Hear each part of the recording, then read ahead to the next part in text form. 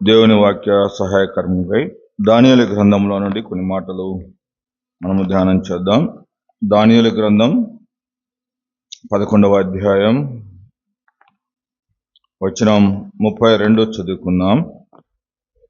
దానియేలు గ్రంథం 11వ అధ్యాయం 32 వచ్చిన భాగాన్ని చదువుకుందాం. 743వ పేజ్. అందుకతడు ఇచ్చికప్పు మాటలు చెప్పి నిబంధన అతిక్రమించు వారిని వశపరుచుకునేను. అయితే తమ దేవుని ఎరుగు వారు బలము కలిగి గొప్ప కార్యములు చూసెదరు. అయితే అనే మాట దగ్గర నుంచి మనము ఆలోచించవలసినటువంటి ఉదయకాల ధ్యానాన్ని మనం జ్ఞాపకం చేసుకుంటున్నాం. అయితే తమ దేవుని ఎరుగు వారు బలము కలిగి గొప్ప కార్యములు చూచెదరు. ఉదయకాలం ఈ మాటను కొద్ది నిమిషాలు నేను ధ్యానం చేయాలని ఆశపడుతున్నాను. దానియేలు గ్రంథంలో చాలా రకాలైన పరిస్థితులు మనం మొదటి అధ్యాయం నుంచి చూడగలుగుతూ వస్తాం. ఈ పరిస్థితుల్లో చాలా స్పష్టమైనటువంటి మాటలు మనం ఆలోచన చేయవచ్చు. దర్యావేషు జీవితం ఎలాంటి జీవితం ఎలాగైందో 11వ అధ్యాయం అంతా మనం జ్ఞాపకం చేసుకోవచ్చు. అయితే ఇక్కడ గ్రహించగలిగినటువంటి ఒక విశేషమైన సంగతి ఏంటి అంటే, ఎవరు ఎలాగున్నప్పటికీ కూడా ఒక చక్కని స్టేట్మెంట్ మనం చూడగలుగుతాం. ఎవరైతే తమ దేవుని ఎరుగు వారు బలము కలిగి గొప్ప కార్యాలు చూస్తారు అనే మాట ఉదయకాలం తన జీవితంలో ఎలాగైతే నెరవేర్చబడటానికి ఇష్టపడిందో,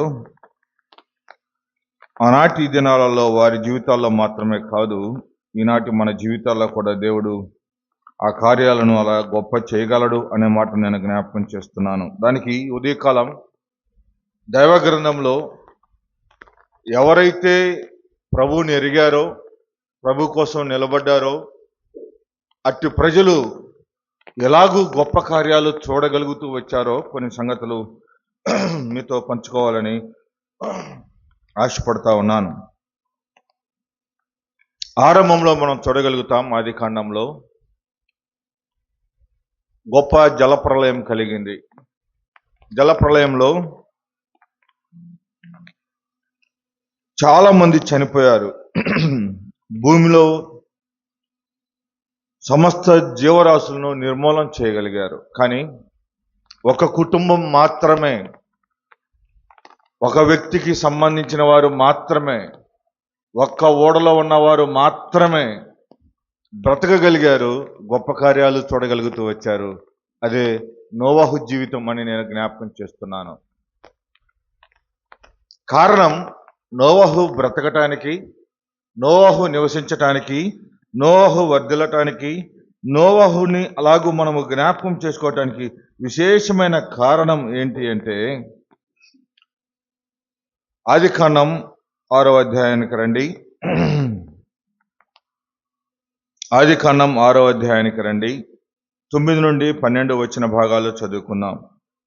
ఆదికాండం 6వ అధ్యాయంలో ఇలాగ రాయబడుతుంది, నోవహు వంశావళి ఇదే.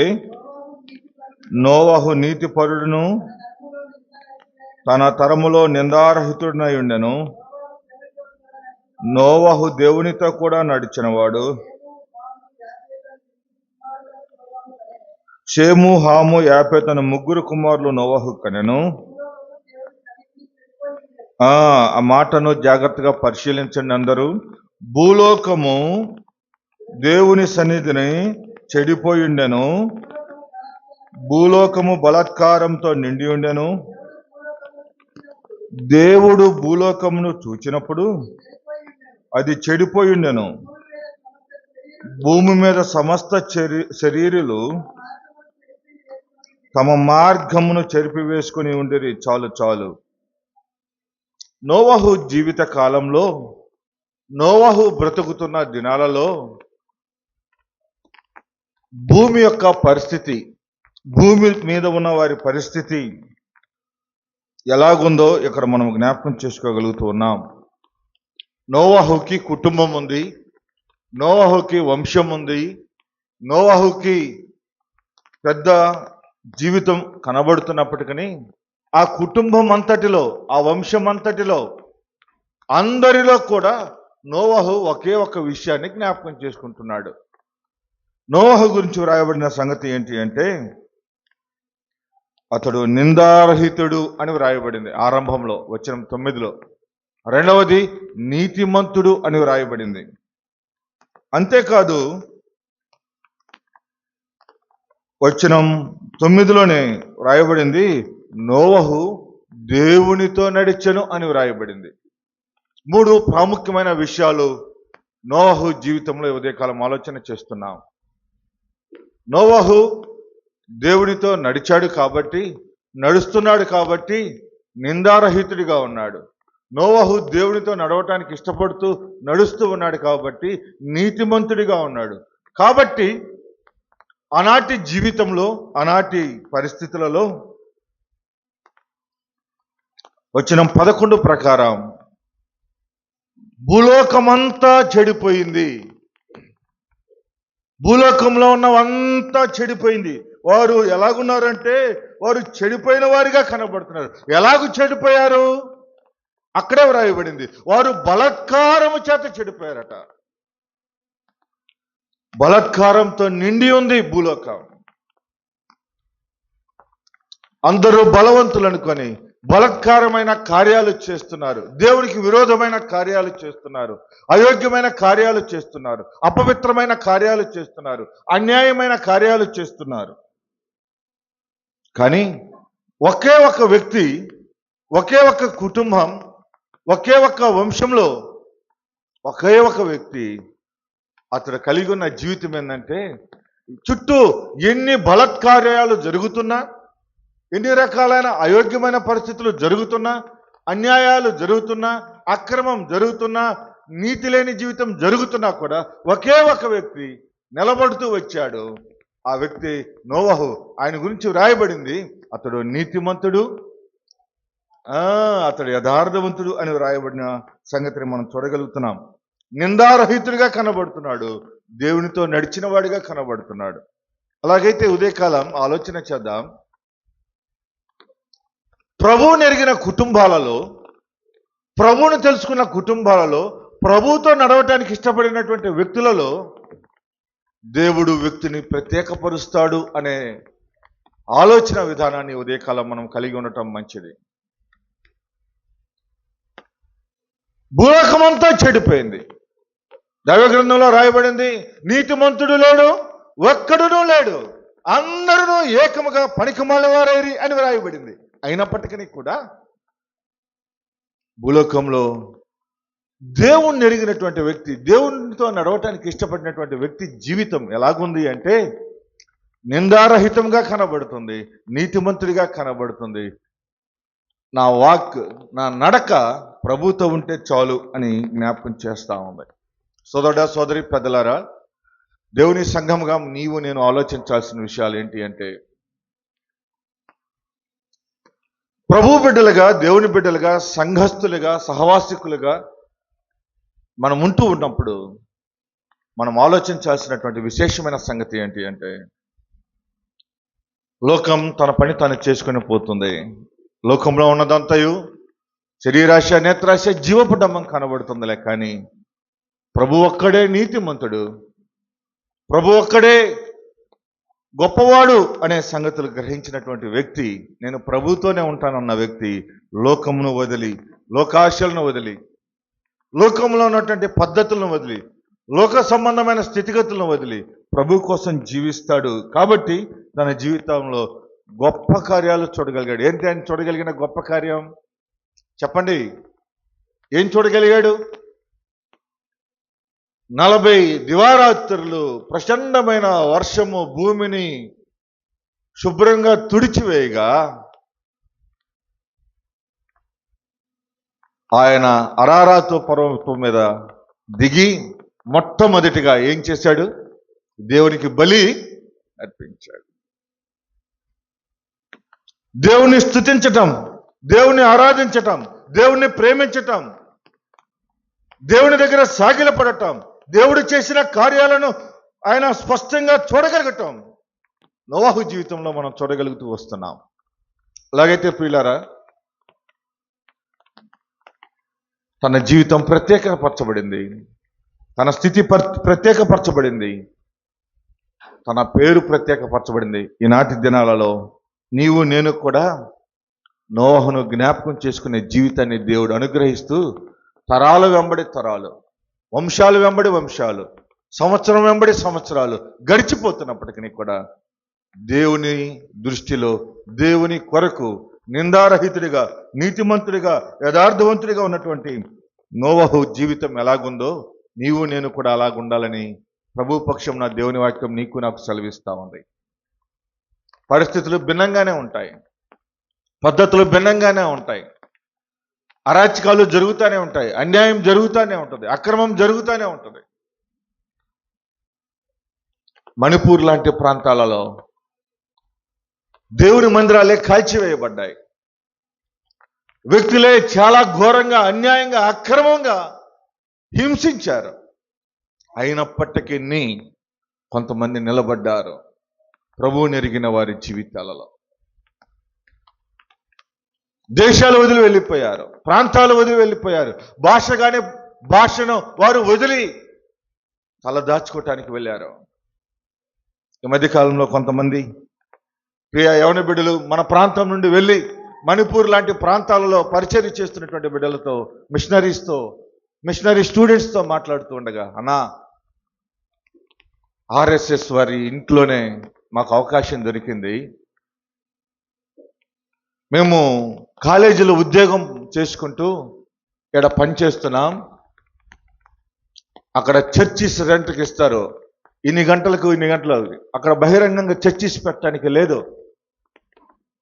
అలాంటి ప్రాంతంలో అన్నా ఇదిగో ఈ చర్చిని మేము ఇన్ని గంటలకు వరకు మేము తీసుకుంటామంటే, ఉన్న ఒక చర్చి అయినా వచ్చే నలుగురైనా వారు యథార్థంగా ప్రభు కోసం ఎరిగిన వారిగా నిలబడి దినాలు పరిచర్య జరుగుతుంది. కానీ నేటి మన సంఘాలలో, మన జీవితాలలో అలాంటి గడ్డు పరిస్థితులు, అలాంటి భయంకరమైన పరిస్థితులు లేకపోయినప్పటికీ మనం ప్రభు ఎదుట, ప్రభు దగ్గర ఆయన ఎరిగిన వారు అన్నట్టుగా కాక మనం మన ఇష్టం వచ్చినట్లు బ్రతుకుతున్నాం. గలతీ పత్రికలో రాయబడింది, అప్పుడైతే ప్రభువు చూచి చూడనట్టుగా కనబడ్డాడు, కానీ ఈనాడైతే ప్రభువుని ఎరిగిన వారు అని చెప్తూ అక్కడ అన్నాడు, విశేషముగా ప్రభువు చేత ఎరుగబడిన వారిగా మనం బ్రతకాలి అని చెప్పాడు పౌలు. అలాంటి జీవితం మనం ఉంటే మన జీవితాల్లో గొప్ప కార్యాలు చూస్తాం. మన ముందున్నటువంటి తరాల్లో ప్రభువుని ఎరిగిన వారు చాలామంది ఉన్నారు. మన సహవాసాల్లో ప్రభువుని ఎరిగిన వారు చాలామంది ఉన్నారు. ఎన్నో పర్యాలు మన మధ్యకు వచ్చి పరిచర్య చేసినటువంటి పెద్దలు జి రాజారావు గారు, కుటుంబం సహకరించకపోయినా, ప్రాంతం సహకరించకపోయినా, సంఘం సహకరించకపోయినా, పరిచర్యలో ఉన్నటువంటి వ్యక్తులు సహకరించకపోయినా ప్రభు కోసం నిలబడి ఆఖరికి ఆయన తన తుది శ్వాసను విడిచినప్పుడు ఆయన గురించి అందరూ అన్నారు, ఒక ప్రవక్త వెళ్ళిపోయాడు అని చెప్పారు. ఒక ప్రవక్త వెళ్ళిపోయాడని చెప్పారు. ఆయన బయోగ్రఫీలో, ఆయన జీవిత పుస్తకం చదువుతున్నప్పుడు ఒక్క విషయం కూడా ఆయనకు సహకరించిన విషయం లేదు. ఆయన దగ్గర ఉన్నటువంటి ఏకైక మాట ఏంటంటే, మనం మీటింగ్స్ జరుగుతున్నప్పుడు, లేక ఎక్కడైనా మీటింగ్స్ జరుగుతున్నప్పుడు, లేకపోతే ఏదైనా గృహంలో ఆయన ఉంటున్నప్పుడు, ఎవరైనా ఆయన కలవటానికి వచ్చినప్పుడు, అన్నా మా పరిస్థితి ఎలాగుంది, మా సంఘం పరిస్థితి ఎలాగుంది అని చెప్తుంటే ఆయన తల దించుకున్న వ్యక్తి తలపైకి ఎత్తి ఆయన అంటాడు, ఒకే ఒక్క మాట, ఎన్నో పర్యాలు నేను విన్న మాట జ్ఞాపకం చేస్తున్నాను, ప్రభువే చూసుకుంటాడు. ఆయన చెప్పిన ఏకైక మాట, సోదరి పెద్దలారా జ్ఞాపకం చేస్తున్నాను ఉదయకాలం. ప్రభువుని ఎరిగిన వారు ప్రభు మీద ఆధారపడతాడు. ప్రభువుకి అప్పగించుకుంటాం, ప్రభు చేత నడిపించబడతాం, ప్రభు కొరకు నిలబడతాం, ప్రభుతో ఉండటానికి ఇష్టపడతాం. ప్రభువుని ఎడబాసే జీవితం ఆ వ్యక్తులకు ఉండదు అనే మాట నేను జ్ఞాపకం చేస్తున్నాను. ఎంతోమంది పెద్దలు, ఎస్ ఆనందం గారు కావచ్చు,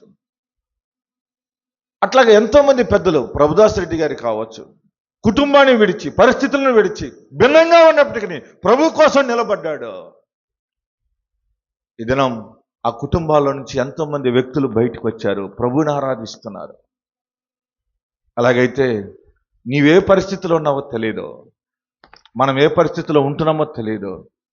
మనకు అవి సహకరించట్లేదు, ఇవి సహకరించట్లేదు అని మనం బ్రతికితే ఉపయోగం లేదు. సహకరించవు అని బ్రతకాలి. బలాత్కారంతో నిండి ఉంది భూలోకం అని బ్రతకాలి. ఆ బలాత్కారంలో నేను ఉండకూడదు అని బ్రతకాలి. అనీతిమంతమైన లోకం ఉంది అని బ్రతకాలి. నేను నీతిమంతుడిగా ఉండాలని బ్రతకాలి.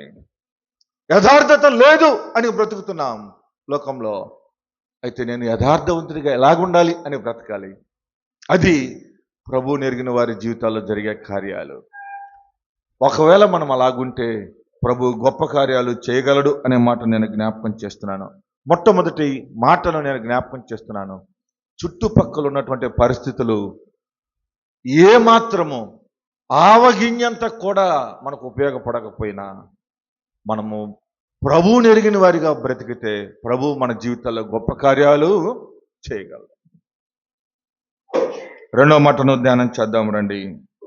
హెబ్రీయులకు రాసిన పత్రిక 11వ అధ్యాయం వచనం 24, 26 వచనాలు చదువుకున్నాం. Book of Hebrews chapter 11 verse 24 and 25. హెబ్రీయులకు రాసిన పత్రిక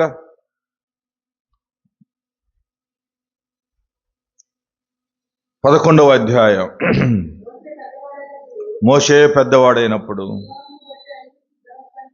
మీరు వాక్యాన్ని స్పష్టంగా చూడవలసిందిగా ప్రభు పక్షున జ్ఞాపకం చేస్తున్నాను. 207వ పేజీ కృత నిబంధనలో హెబ్రీయులకు రాసిన పత్రిక 11వ అధ్యాయం 24వ వచనం నుండి 26 వచనాలు కలిసి ఉన్నాయి, చదువుకున్నాం. మోషే పెద్దవాడైనప్పుడు విశ్వాసమును బట్టి ఐగుప్తు ధనము కంటే క్రీస్తు విషయమైన నింద గొప్ప భాగ్యమని ఎంచుకొని అల్పకాలము పాపభోగము అనుభవించుట కంటే దేవుని ప్రజలతో శ్రమ అనుభవించుట మేలని యోచించి ఫరో కుమార్తె యొక్క కుమారుని అనిపించుకొనుటకు ఒప్పుకొనలేదు. ఏలయనగా అతడు ప్రతిఫలముగా కలగబోవు బహుమానమునందు దృష్టి ఉంచెను. రెండవ పరిస్థితిని, రెండవ సంఘటనను నేను మీకు జ్ఞాపకం చేయాలని ఆశపడుతున్నాను. వాస్తవానికి మోషే గురించి నిర్గమాకాండంలో మనం స్పష్టంగా చదవగలం. వీటన్నిటికీ సంక్షిప్తంగా హెబ్రీ పత్రికలో పౌలు గారు చాలా స్పష్టంగా జ్ఞాపకం చేశాడు. ఆయన జ్ఞాపకం చేసినటువంటి సందర్భంలో మనము చూడగలిగిన వాడైన మాట ఏంటంటే, మోషే పెద్దవాడైనప్పుడు అని వ్రాయబడింది. మోషే ఎదుగుతూ ఉన్నాడు. He's grown up. ఆయన ఎదుగుతూ ఉన్నాడు. ఎదుగుతూ ఉండగా ప్రభువుని గ్రహించవలసినటువంటి సమయంలో గ్రహించాడు. ప్రభువుని అర్థం చేసుకోవలసిన విషయంలో అర్థం చేసుకున్నాడు. ప్రభువుని విశ్వసించవలసిన విధంగా విశ్వసిస్తూ వచ్చాడు. ఎదుగుతున్నప్పుడు జరగవలసినటువంటి సందర్భాలు. మోషే ఫరో ఇంట్లో ఉన్నాడు. ఫరో కుమార్తె యొక్క కుమారుడు అని పిలువబడుతూ ఉన్నాడు. రాజ్యంలో ఉన్నాడు, రాజ్యాధికారంలో ఉన్నాడు, రాజరికాన్ని చూస్తున్నాడు. కానీ అక్కడ ప్రభువుని కనపరిచేవారు, ప్రభువు గురించి చెప్పేవారు ఒక్కరూ లేరు. ఆ రాజ్యంలో స్థితులు, ఆ రాజ్యంలో పరిస్థితులు, ఆ రాజ్యంలో పద్ధతులు, ఆ రాజ్యంలో జీవన శైలి, ఆ రాజ్యంలో ప్రభువుని గురించి చెప్పే స్థితి పద్ధతి ఎక్కడా కనపడదు. కానీ రాజ్యం అనగా చాలా మంది ఉంటారు. రాజు ఇల్లు అనగా చాలా మంది ఉంటారు. మంత్రులు ఉంటారు, పనిచేసేవారు ఉంటారు, అందరు ఉంటారు. ఎవరున్నా ఏం చేయగలుగుతారు? ఏం చెప్పగలుగుతారు? రాజుని పొగుడుతుంటారు, రాజును ఆరాధిస్తుంటారు, రాణిని ఆరాధిస్తూ ఉంటారు. వారిద్దరిని వారు పూజ చేయటం లేక వారిని మహిమపరచడం చూడగలుగుతూ వస్తాం. కానీ వాటన్నిటికంటే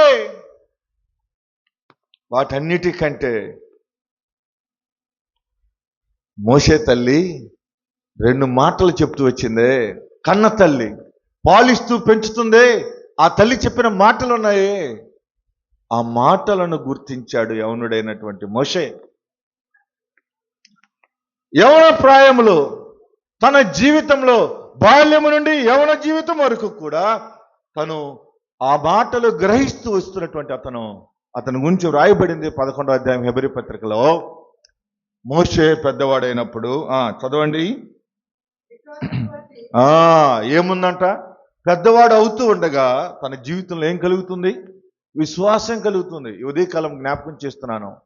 కుటుంబాలలో వ్యక్తులముగా, బిడ్డలముగా, సంఘముగా మన జీవితాల్లో ఎదుగుతున్న కొలది, మన జీవితాల్లో పెద్దవుతున్న కొలది, వయసు పెరుగుతున్న కొలది, శారీరకంగా పెరుగుతున్న కొలది, ఆత్మీయంగా ఎదుగుతున్న కొలది, వయసురీత్యా పెరుగుతున్న కొలది మన జీవితాల్లో ఉండవలసినటువంటి ప్రాముఖ్యమైన విషయం ఏంటి అంటే చెప్పండి, విశ్వాసము కలగాలి.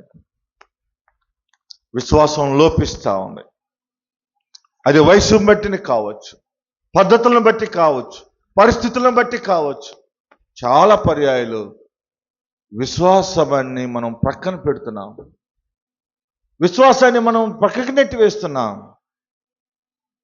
విశ్వాసంలోనే ఉండలేకపోతున్నాం, విశ్వాసకరమైన కార్యాలు చూడలేకపోతున్నాం. చాలా పర్యాలు ప్రభువైన యేసుక్రీస్తు వారు జ్ఞాపకం చేస్తూ వచ్చారు. చాలా మందితో స్వస్థపడిన వారితో చెప్పాడు దేవుడు. యేసుక్రీస్తు ప్రభువారు లోకంలో ఉన్నప్పుడు, నీ విశ్వాసము నిన్ను చెప్పండి స్వస్థపరుస్తుంది అన్నాడు. నీ విశ్వాసం నిన్ను రక్షిస్తుంది అని చెప్పాడు. విశ్వాసం గొప్ప కార్యాలు చేయగలదు. చాలా పర్యాలు ఈ విశ్వాసాన్ని వదిలివేస్తున్నాం. ఎక్కడో విశ్వాసం ఉంచటానికి దేవుడు సహవాసాన్ని ఇచ్చాడు, కానీ ఈ దినాల్లో సహవాసం ఉండి కూడా విశ్వాసం ఉంచలేకపోతున్నాం, సరిగా విశ్వాసంలో ఎదగలేకపోతున్నాం. ఆనాటి కాలంలో ఆ సహవాసం మోషే జీవితంలో లేదు, మోషే దగ్గర లేదు, మోషేకు లేదు. మోషే తన విశ్వాసంగా ఎదగటానికి, విశ్వాసంగా బలపరచబడటానికి, విశ్వాసిగా ఉండటానికి తను ప్రభువు మీద ఉంచినటువంటి శ్రద్ధ. ఒకే ఒక్క స్త్రీ, ఒకే ఒక్క ఆమెకున్న సమయంలో ప్రభు గురించి చెప్పిన మాటలు తన జీవితాన్ని మార్చాయి. ఎంతగా మార్చాయంటే నేను అక్కడ మాటను చదవాలని ఆశపడుతున్నాను. ఆ స్టేట్మెంటు ఎవరు ఇవ్వలేరు. 26వ వచనం ఆరంభం చదువుతున్నాను. విశ్వాసమును బట్టి ఐగుప్తు ధనము కంటే క్రీస్తు విషయమైన నింద గొప్ప భాగ్యమని ఎంచుకొని అల్పకాలము పాపభోగము అనుభవించుట కంటే దేవుని ప్రజలతో శ్రమ అనుభవించుట మేలని యోచించి. దేవుని ప్రజలకు శ్రమ ఉంది. అది ఎవరికి తెలుసు? మోషేకి అర్థమవుతుంది.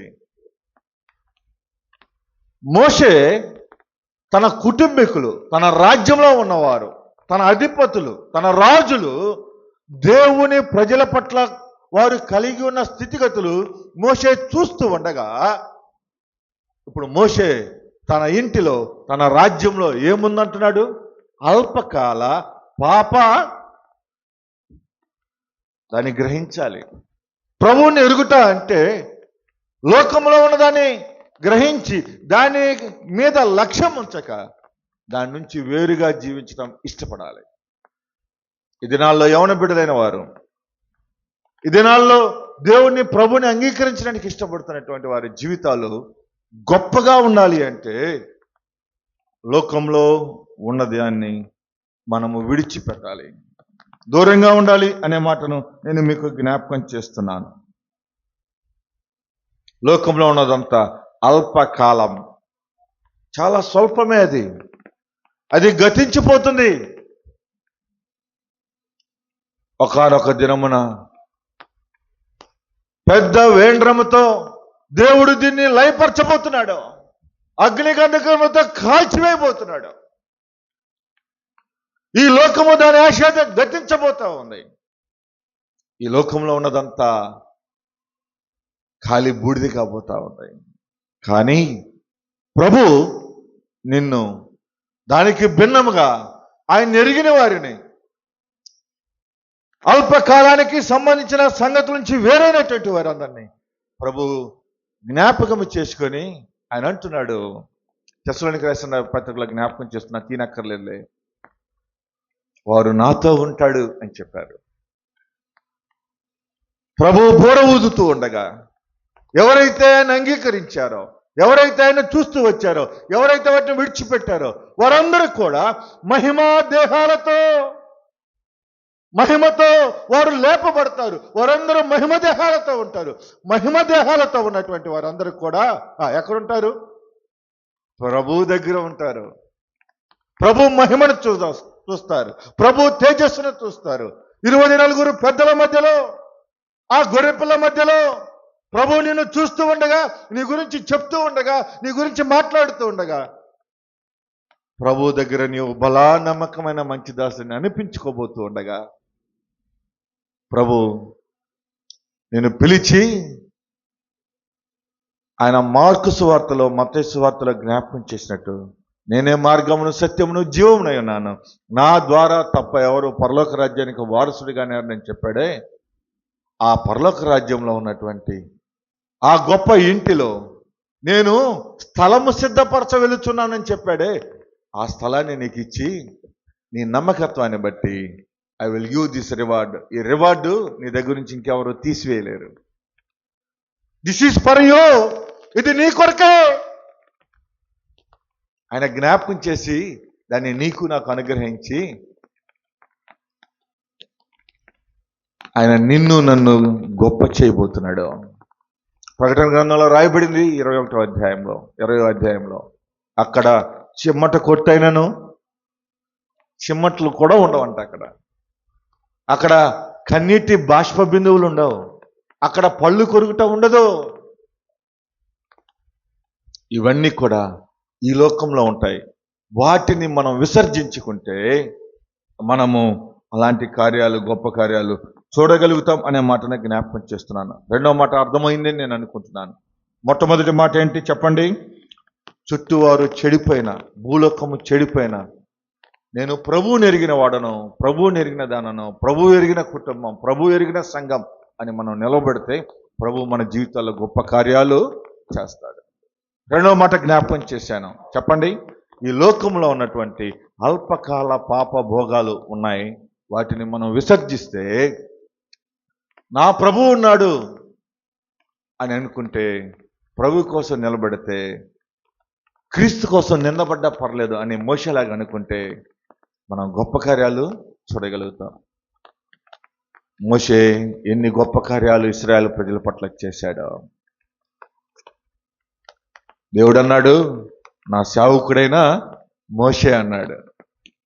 ఒకవేళ ఫరో ఇంట్లో ఉంటే చెప్పగలడా? మోషే గురించి రాయబడింది, నా ఇల్లంతటిలో చెప్పండమ్మా, నమ్మకస్తుడు, గొప్ప కార్యం తన జీవితంలో పుట్టింది, బ్రతికింది, ఎలాంటి పరిస్థితులనే, కానీ ఈరోజు తన పేరు ప్రఖ్యాతులు ప్రభు దగ్గర రాయబడ్డాయి. మోషే సాత్వికుడు అని రాయబడింది. సోదర సోదరి, గొప్ప కార్యాలు, ఇశ్రాయేలు సైన్యాన్ని నడిపించిన కార్యాలు, మోషే ద్వారా దేవుడు జరిగించిన 7 అద్భుతమైన కార్యాలు, మోషే ద్వారా దేవుడు జరిగించిన గొప్ప గొప్ప కార్యాలు ఇశ్రాయేలు చరిత్రలోనే మనం చూడలేం. ఆయన ఎర్ర సముద్రాన్ని 2 పాయలుగా చేశాడు. 6 నెలలు నడిపించాడు. ఈ గొప్ప కార్యాలు ఆనాటి మోషే జీవితంలో దేవుడు జరిగిస్తూ వచ్చాడు.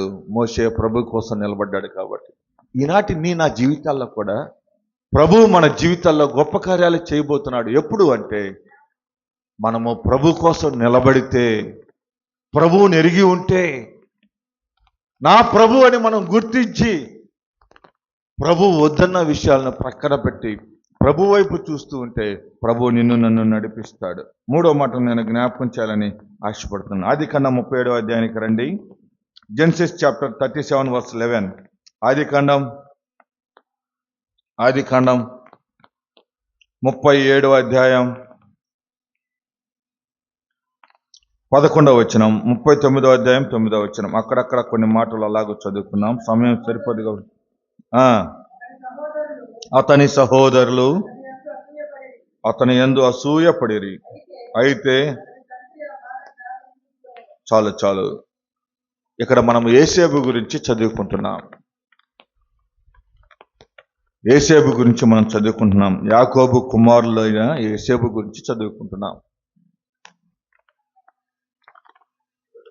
11వ వచనంలో ఒకే ఒక్క మాట వ్రాయబడింది, అసూయపడేవారు ఉన్నారు అని వ్రాయబడింది. ఎవరు అసూయపడ్డారు? సొంత సహోదరులే.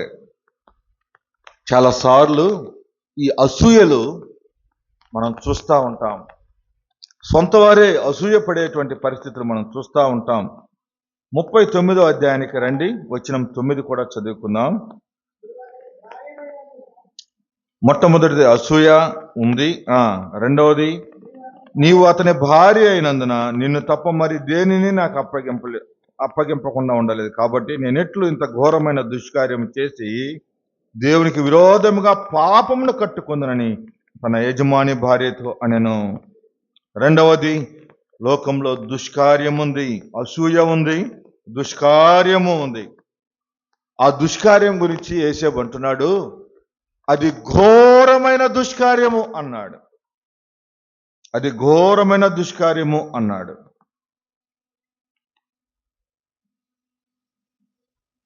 పద్దెనిమిదికి రండి. నేను బిగ్గరగా కేక వేసినప్పుడు తప్పించుకొని బయటకు పారిపోయాను. ఘోరమైన దుష్కార్యాలు ఉన్నాయి. ఒకటి, మనము 37లో చదువుకున్న దాని ప్రకారం అసూయ ఉంది. వాటి నుంచి ఏమయ్యాడట? దూరంగా పారిపోయాడు. ఈ దినాలలో ఈ మాట చెప్పడానికి బాధగానే ఉంది. చాలా దుష్కార్యాలు కనబడుతున్నాయి. అది కుటుంబాల మధ్యలో కావచ్చు, వ్యక్తుల మధ్యలో కావచ్చు, అది సొసైటీలో కావచ్చు, మనముండే ప్రాంతాల్లో కావచ్చు, ఎక్కడైనా సరే అంత దుష్కార్యాలే కనబడుతున్నాయి. అసూయ కనబడుతుంది. అసూయ కనబడుతుంది. అసూయ గర్భము ధరించి పాపమును కనగా పాపము పరిపక్వమై, చెప్పండి, మరణాన్ని కంటుంది. అంత ఘోరమైనది ఈ అసూయ. ఈ అసూయకరమైన జీవితం నుండి యేసేపు ఏం చేశాడు? పారిపోయాడు. తను నష్టపరుచుకున్నా పర్లేదు, తన వస్త్రం పోయినా పర్లేదు, తనకున్నది పోయినా పర్లేదు, ఏమైనా పర్లేదు, గాయపరచబడినా పర్లేదు, కానీ నేను నా ప్రభు కోసం నేను బ్రతకాలి అనుకున్నాడు. చాలా పర్యాయాలు అసూయలో పడిపోతున్నాం. అసూయ ఎంత ఘోరమైన పరిస్థితికి తీసుకెళ్తుందంటే, అసూయ అంట గర్భం ధరిస్తుందట. గర్భము ధరించి అది పాపాన్ని కంటుంది, పాపం కంటుంది.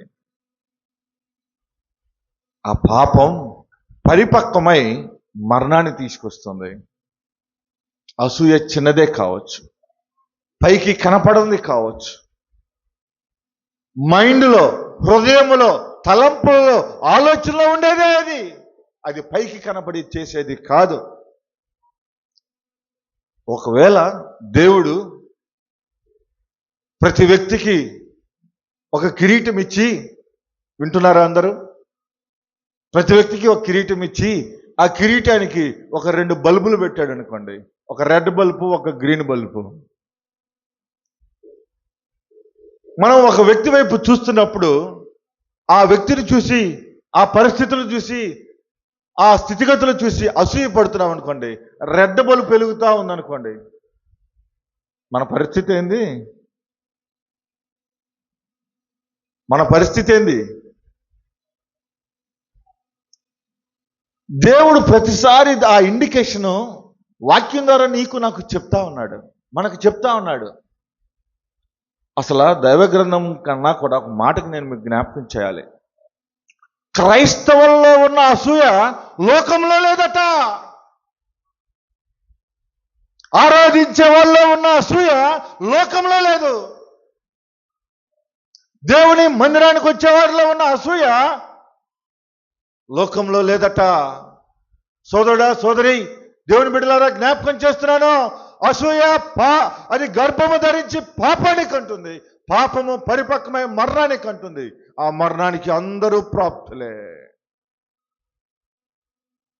ఏ విషయాలు అసూయ పడుతున్నావు? సంఘ విషయాలలో, సహవాస విషయాలలో, ఆధ్యాత్మిక విషయాలలో ఎన్ని అసూయలు కనబడుతున్నాయో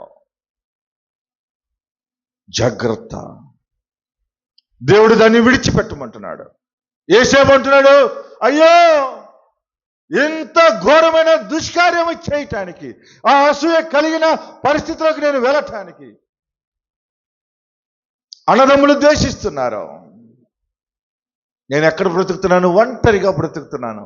అడవులలో నేనంటే దూరంగా బ్రతుకుతున్నాను. ఒంటరి జీవితం అయిపోయింది. అన్నలో అసూయ చేత నన్ను అమ్మివేశారు.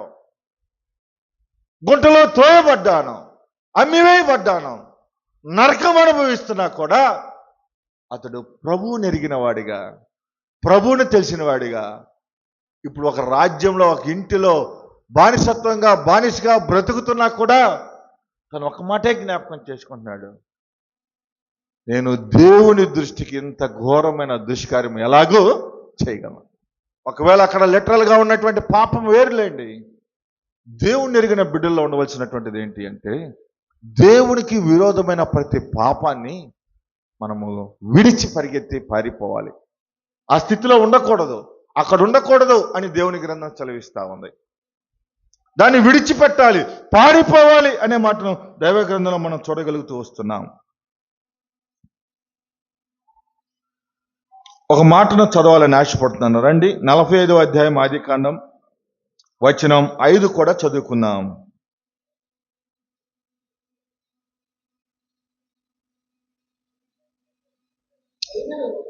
ఆశ్చర్య కార్యాలు దేవుడు యేసేపు జీవితంలో ఎలాగూ చేశాడో ఒక్క మాట చదవండి ఇక్కడ. అయినను నేను ఇక్కడికి వచ్చినట్లు మీరు నన్ను అమ్మి వేసినందుకు దుఃఖపడకుడి,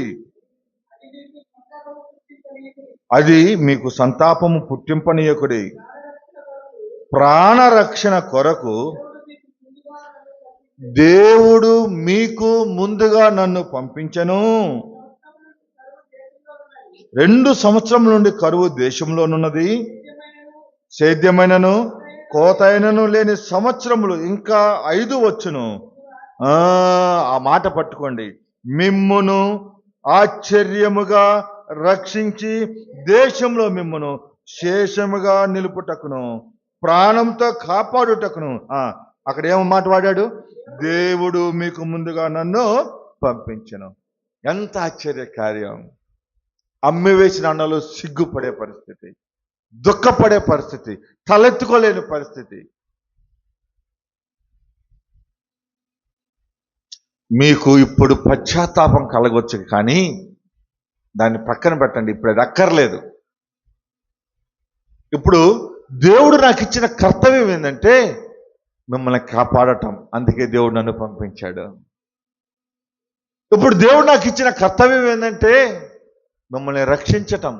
అందుకు దేవుడు నాకు అవకాశం ఇచ్చాడు. ఇప్పుడు నా కర్తవ్యం ఏంటంటే మిమ్మల్ని ప్రాణప్రాప్తులుగా ఉంచటం.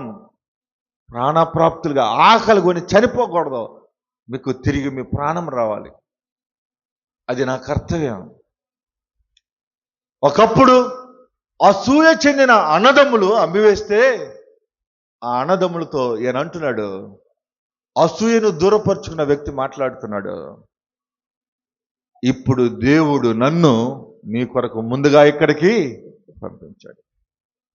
సోదరుడా సోదరి, ఒక మాట జ్ఞాపకం చేస్తాను, పెద్దలారా జ్ఞాపకం చేస్తున్నాను.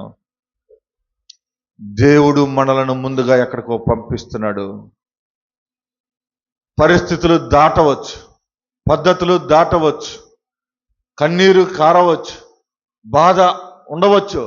అయితే ఎక్కడ దేవుడు నిన్ను నిలబెట్టబోతున్నాడో అక్కడ దేవుడు నిన్ను వాడుకోబోతున్నాడు.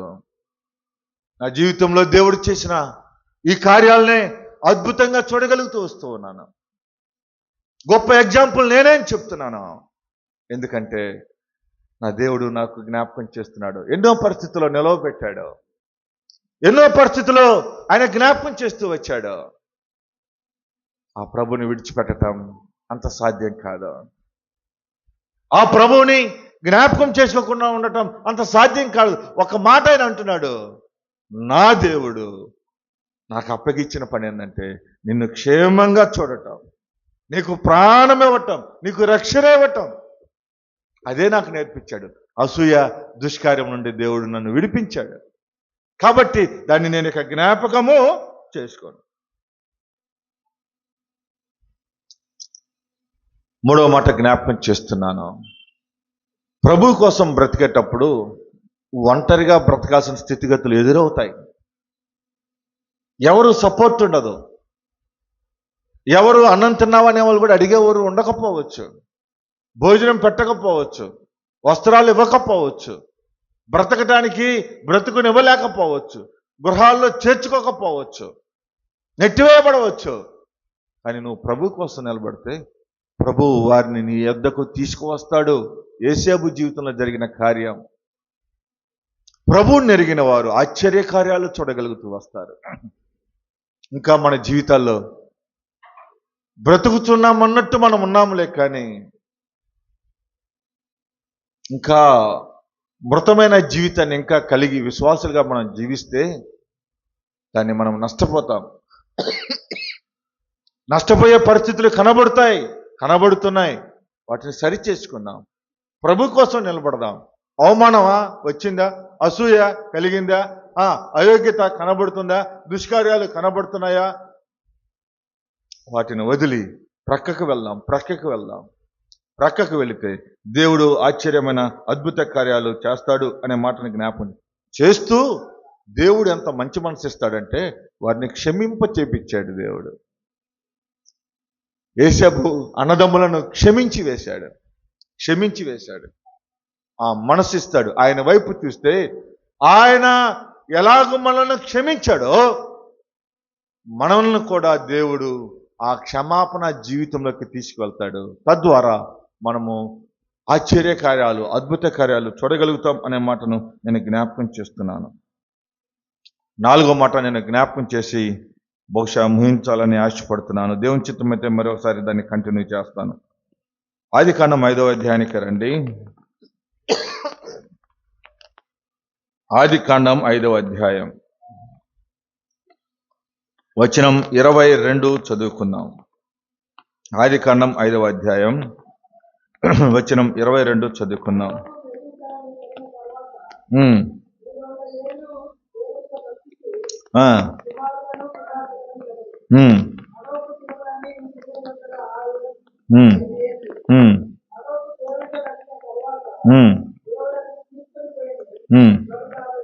అతడు లేకపోయేను. ఉదయకాలం 3 రకాలైన పరిస్థితులలో ఉన్నటువంటి వ్యక్తులు ప్రభువుని చూసినటువంటి వారు ఎలాగూ జీవించారో నేను జ్ఞాపకం చేస్తున్నాను. ఈనాటి సంఘానికి, ఈనాటి మన సహవాసానికి, మన కుటుంబాలకు ఈ స్థితిగతులు ఉన్నాయి, లేవని నేను చెప్పను.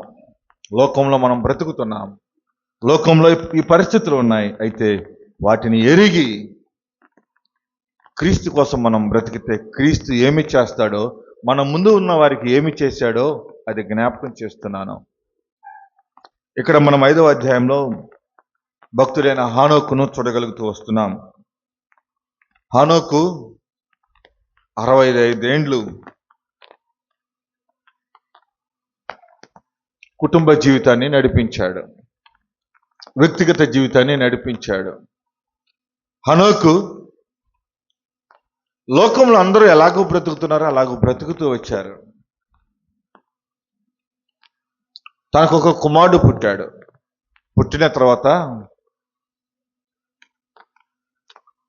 ఈ జీవితం నాకు ఉపయోగం ఏంటి?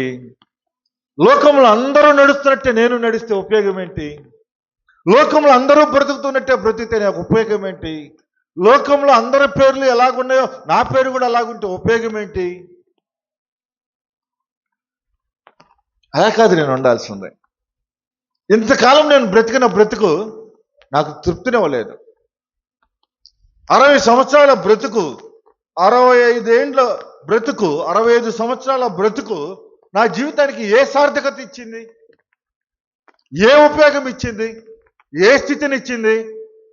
ఏముందంటే ఆధార్ కార్డులో 60 ఏళ్ళు దాటిని పింఛన్ వస్తుందని, 60 ఏళ్ళు దాటిని ఇక వృద్ధాప్యం వచ్చిందని, 60 ఏళ్ళు దాటిని నీకే ప్రతి నెల గుర్తు చేసి, అమ్మా నీ జీవితం వృద్ధాప్యానికి వచ్చింది, అయ్యా నీ జీవితం వృద్ధాప్యానికి వచ్చింది అన్నట్టుగా ఇక బ్రతుకుతూ ఇంకేముంది?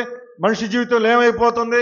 చాలా మంది అంటారు, పెద్దలు అంటారు, అయ్యా ఊరు బొమ్మంటుంది, కాడి రమ్మంటుంది, పెద్ద పెద్ద డైలాగులు కొడతా బ్రతుకుతూ ఉన్నారు.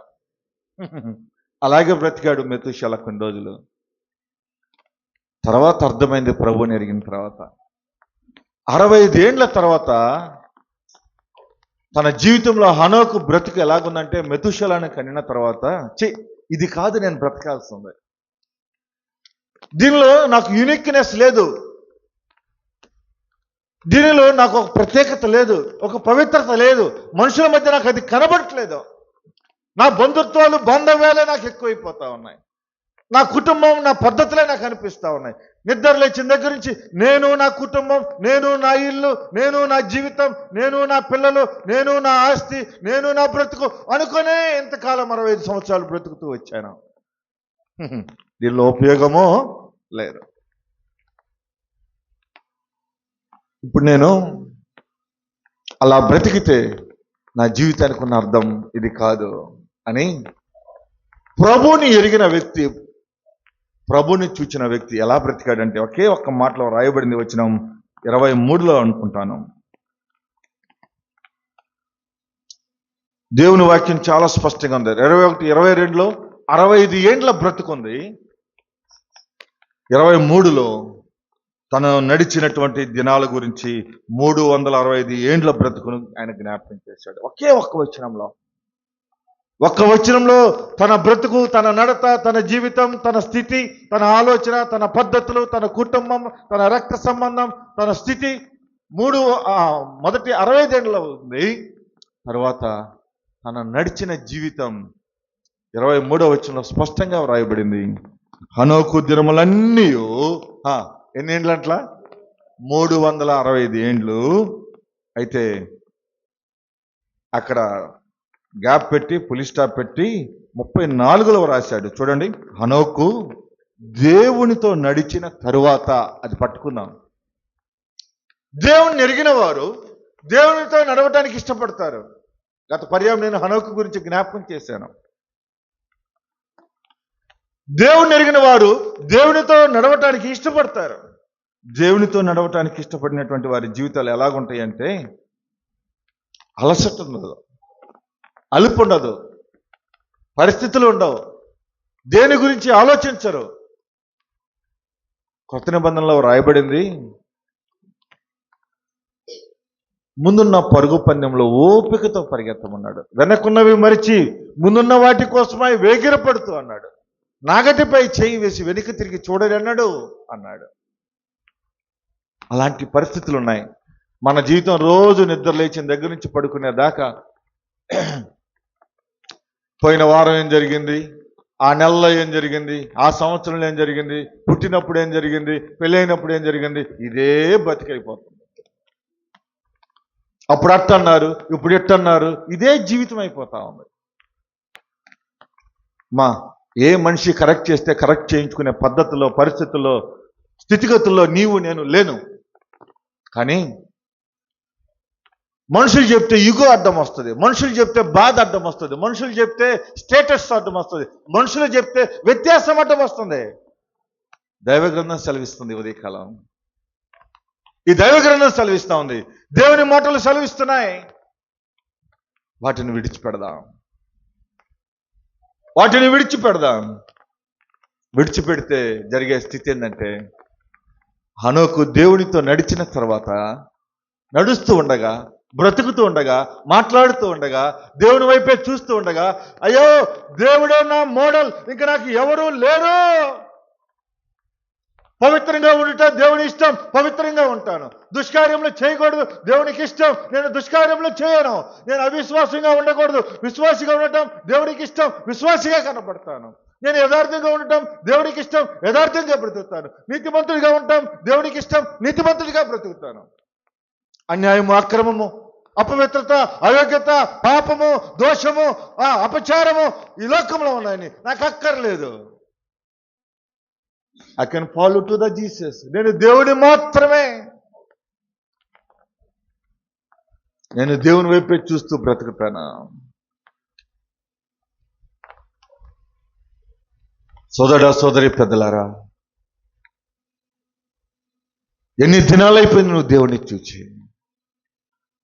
ప్రభు అంటున్నాడు, ప్రభువా ప్రభు అనే చెప్పే ప్రతివాడు నేను ఏం చేయడంట చెప్పండి. అది కూడా చెప్పలేని పరిస్థితిలో ఉన్నాం.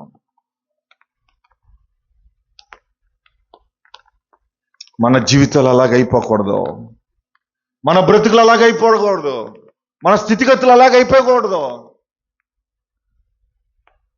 ప్రభువును అనుకుందాం, ప్రభు వైపు చూద్దాం. ప్రభు అంటున్నాడు,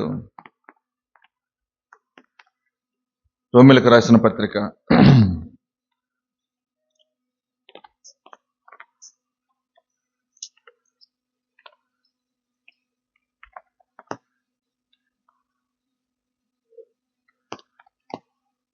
1వ అధ్యాయం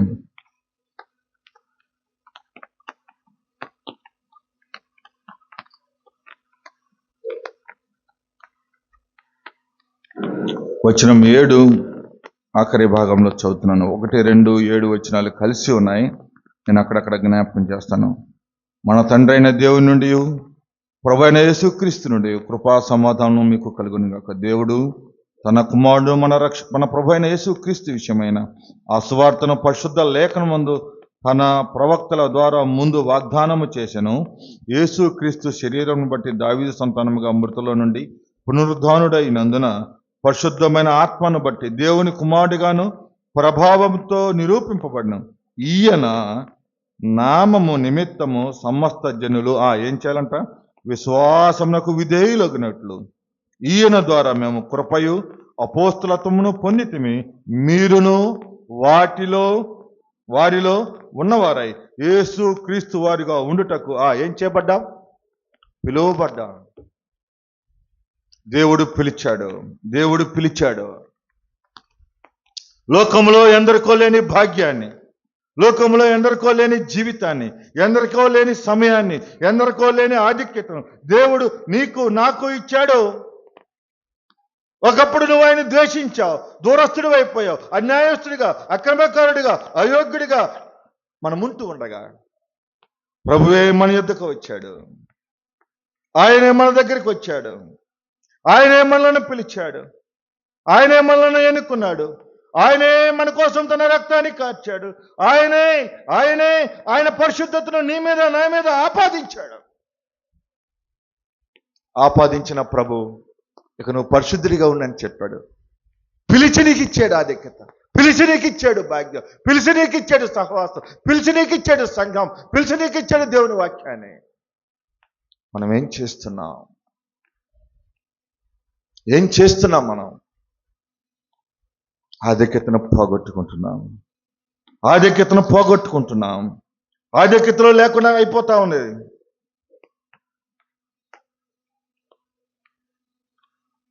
రోమీయులకు రాసిన పత్రిక 3వ అధ్యాయం వచనం 10 చదువుకున్నాం, లేక 9 నుండి చదువుకున్నాం. అందరం కలిసి చదువుకున్నాం. చూడండి, రోమీయులకు రాసిన పత్రిక 3వ అధ్యాయం వచనం 9 నుండి అందరం కలిసి చదువుకున్నాం. దయచేసి చదవగలిగిన వారు నాతో ఏకీభవించమని ప్రభు పక్షాన కోరుతున్నాను. అలాగైనా ఏమందుము, మేము వారి కంటే శ్రేష్ఠులమా, తక్కువవారమా? ఎంత మాత్రము కాదు. యూదులేమి, గ్రీసు దేశస్థులేమి అందరూ పాపమునకు లోనై ఉన్నారని ఇంతకు ముందు దోషారోపణ చేసి ఉన్నాము. ఇందును గూర్చి వ్రాయబడినదేమనగా, నీతిమంతుడు లేడు, ఒక్కడునూ లేడు, గ్రహించువాడు ఎవడునూ లేడు, దేవుని వెదుకువాడు ఎవడునూ లేడు, అందరూ త్రోవ తప్పి ఏకముగా పనికిమాలిన వారేరి, మేలు చేయవాడు లేడు, ఒక్కడైనను లేడు. వారి గొంతుగా తెరిచిన సమాధి, తమ నాలుకలతో మోసం చేస్తారు. వారి పెదవుల కింద సర్ప విషమున్నది, వారి నోటి నుండి శపించుటయు పగయు ఉన్నాయి. రక్తము చిందించుటకు వారి పాదములు పరిగెత్తుచున్నవి. నాశనమును కష్టమును వారి మార్గంలోనే ఉన్నది. శాంతి మార్గము వారు ఎరుగరు. వారి కన్నులెదుట దేవుని భయము లేదు. వచనం 19లో అన్నాడు, ప్రతి నోరు మూయబడినట్లు, సర్వలోకము దేవుని శిక్షకు పాత్రమగునట్లు ధర్మశాస్త్రము చెప్పుచున్న వాటిని ధర్మశాస్త్రములకు లోనైన వారితో చెప్పుచున్నారని ఎరుగుదుము. ఏలయనగా ధర్మశాస్త్ర సంబంధమైన క్రియల మూలంగా ఏ మనుషుడును ఏ దృష్టికి నీతిమంతుడని తీర్చబడడు. ధర్మశాస్త్రం వల్ల పాపముగా ఎట్టిదో తెలియబడుచున్నది. ఇట్లుండగా ధర్మశాస్త్రమునకు వేరుగా దేవుని నీతి బయలుపడుచున్నది. దానికి ధర్మశాస్త్రము ప్రవక్తలు సాక్ష్యం ఇచ్చుచున్నారు అన్నాడు.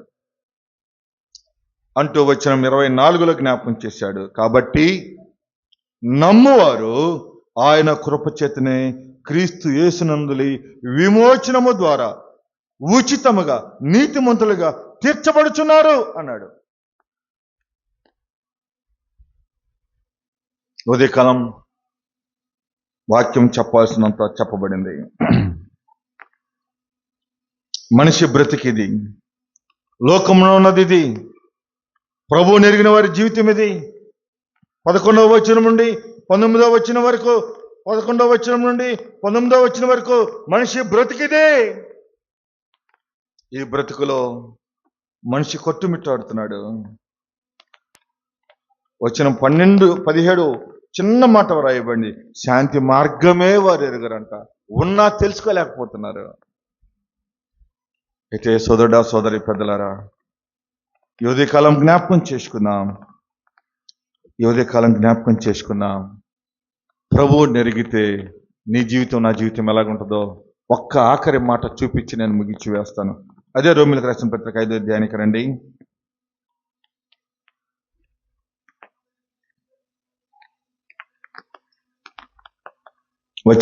మొదటి వచనం చదువుతున్నాను, 5:1. కాబట్టి విశ్వాసం మూలమున మనము నీతిమంతులుగా తీర్చబడి మన ప్రభువైన యేసు క్రీస్తు ద్వారా దేవునితో సమాధానము కలిగి ఉందుము అన్నాడు.